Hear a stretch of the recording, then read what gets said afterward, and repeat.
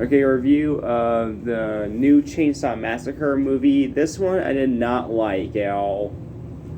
Here, I think I gave it a 6 out of 10. Yeah, 6 out of 10. Here, because I think this is like a was it a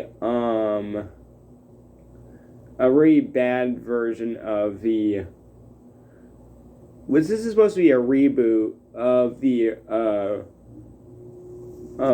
second Chainsaw movie, which I've seen the original reboot actually here of the original Chainsaw movie, which I didn't like that one very much. Here, I'd probably give this a 6 out of 10.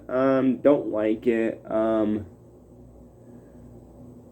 Here, plus I hate any of the characters here, and plus I already knew the black guy was gonna die easily. Pretty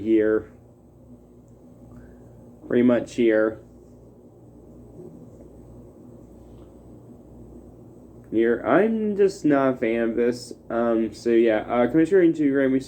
Peace.